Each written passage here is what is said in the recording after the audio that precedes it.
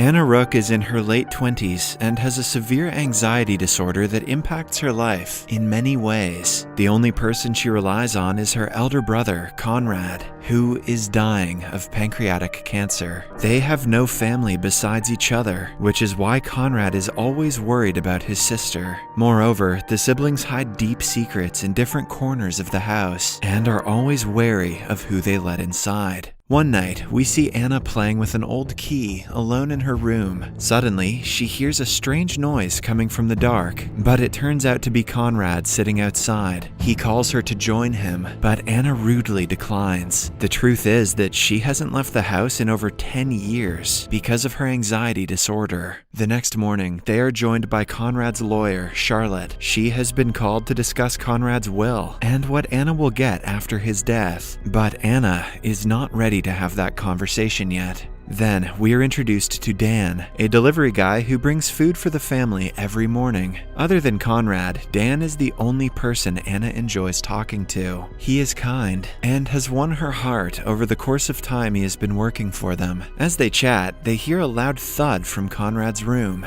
Anna rushes to her brother and puts him back on the bed. They spend the entire day together, talking about different things. Conrad brings up the topic of their father and asks Anna to forgive him, but it only makes her angry. A few hours later, Anna is woken up by her care alarm ringing. She runs to Conrad's room and finds him dead. Despite knowing that this was bound to happen, nothing in the world could have prepared Anna for her brother's death. After the paramedics take his body away, she cleans up the entire house and gets rid of all of his medicine. When Anna is at her lowest, Dan comes to her aid and lends her a shoulder to cry on. He suggests she sell the house and move somewhere else, but Anna is too connected to the house to leave it. As they chat, Dan reveals that he wants to get out of this town, but isn't financially able to do so. Anna abruptly leaves and returns a few minutes later with a bag full of money. She wants him to take it and make a better life for himself. Dan, however, refuses to accept it, even though Anna insists that she has more money than she needs. The next day is the day of the funeral. Anna gets ready to leave, but her anxiety gets the best of her at the last moment. She desperately wants to say a final goodbye to her brother, but ends up staying home, drowning in her thoughts. Suddenly, a car stops outside, and 3 men approach her house. They look through the window to ensure no one is home, looking to rob the place. Anna panics, but before she thinks of calling someone, one of the guys, named JP, breaks the back door and lets the other 2 in.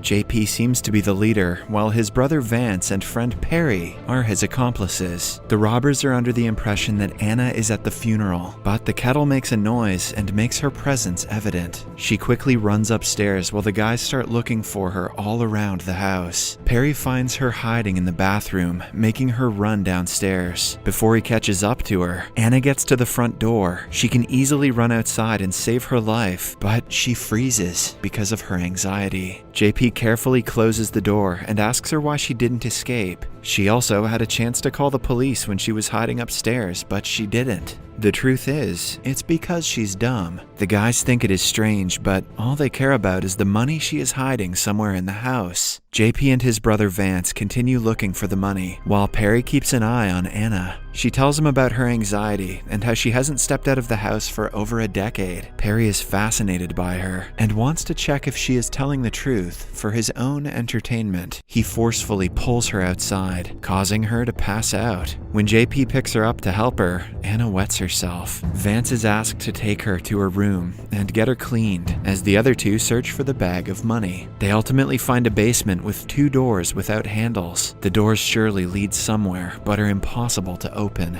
It is clear that either Conrad or Anna wanted to keep these rooms a secret. Meanwhile, Vance is trying to get Anna to change. He is the weakest link among the 3 and is not willing to hurt someone for money. Anna also notices this and tries to convince him to help her. She manages to convince him to some extent, but he eventually realizes what she is doing. In a fit of rage, he forcefully tries to make her change, but is stopped when the delivery guy Dan arrives. He was at Conrad's funeral and has come to check up on Anna because she wasn't there. Anna is thankful that she finally has someone to help her until Dan calls Vance by his name, revealing that they are friends. She realizes that Dan is also with the robbers and loses her mind. She runs downstairs and hides somewhere away from the robbers. JP and Perry get to Dan and knock him out, revealing that he is in fact not a part of their group. After a few minutes of searching for Anna, Perry loses patience and tries to kill Anna's pet bird if she doesn't show herself. Anna remains hidden, causing Perry to hammer the poor bird to death. By now, Dan is woken up, but JP ties his hands and pushes him onto the couch. While the robbers are busy with him, Anna runs to the bathroom but makes noise while doing so. Vance is about to catch her when Anna stabs his neck, killing him on the spot. The other two are still with Dan, but the strange silence makes them believe something is wrong. They ask Vance to say something, only to hear the sound of Anna dragging his body to the basement. Soon, they locate the bloodstains on the floor and follow them to find Vance's dead body. JP holds his brother and cries, promising to avenge his death. But no one cares.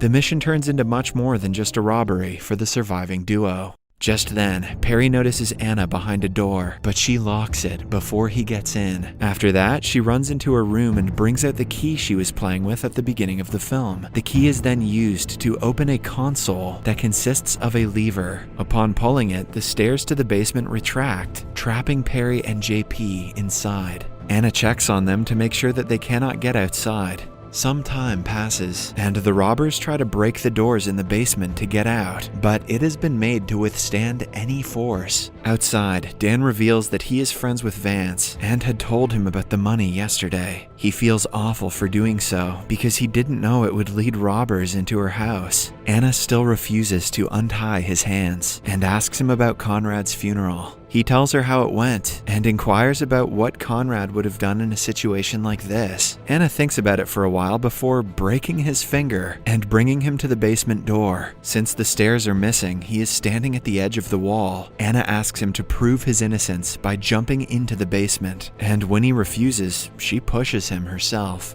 Damn, Anna is hard. Dan cries in pain, holding his dislocated knee. Anna then enters a hidden cabinet that shows her live footage of the basement. A while later, she comes to check up on them, and JP tortures Dan in hopes that she will feel sympathetic. Anna tells them to use the first aid kit that is inside one of the two locked rooms with no door handles. This time, JP can open one of the doors because Anna has changed the settings from upstairs. However, as soon as he enters the room, she presses a button and he is locked inside. JP finds it extremely strange because the room looks identical to the one he had seen upstairs. In the meantime, Perry tries to break the second door and is successful after many attempts. He finds a freezer and opens it to see dead bodies inside. Shocked to the core, Perry runs outside and comes face to face with Anna. Now that he has seen things he shouldn't have, she cannot let him live. She hits him with a hammer to his head. The man is about to strangle her to death before he loses too much blood and dies. Outside, Dan manages to move into the second room and sees the dead bodies, realizing that something is very wrong.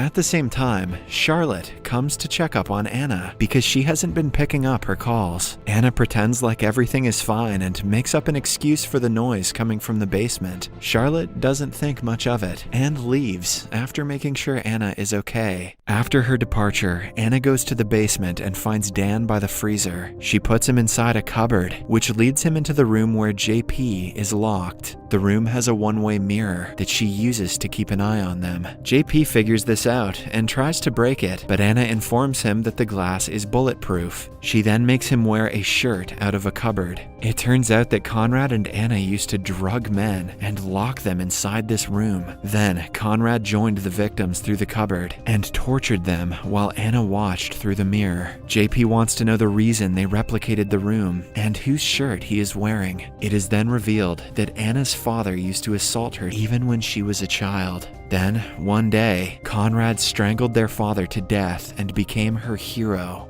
Ever since then, they have been luring registered sexual predators into the house and killing them. Anna believes that they did the right thing because offenders deserved the punishment, but according to JP, both she and her brother are psychopaths. They got high from killing their father and wanted to relive the moment again and again. Anna loses her mind at the accusations and provides Dan with a gun to kill JP. She wants him to pay for his deeds and thinks she is helping him by doing so. JP pushes Dan aside and gets a hold of the gun. He gets ready to kill Dan, but Anna stops him, urging him to commit the unthinkable. She blames him for his brother's death and declares that death is the only way for his salvation. Initially, JP seems to be giving in to her demands, but he comes back to his senses and points the gun at Dan again. Seconds before he is shot, Anna opens the door and lets them out. JP helps Dan get inside of the house, but he isn't ready to run away yet. He looks at Vance's dead body, filled with rage and a will to take revenge. Dan tries to convince him to let it all go, but all he gets for it is a punch in the face. JP goes back in and starts pouring gasoline around the house. Anna brings him the bag full of money, hoping to send him away with it, but he refuses to take it and attacks her. In an ensuing struggle, Anna manages to run upstairs, but JP catches her and claims that he has an idea. He wants her to relive the bad memories she shared with her father by assaulting her. The fact that he is wearing her father's shirt makes it even worse for Anna. Just then, Dan comes into the room, and Anna takes advantage of the distraction to shoot JP dead. Silence prevails as both Dan and Anna look at the dead body, realizing that there is no one likable in this movie. They go downstairs, and Dan leaves without saying a word.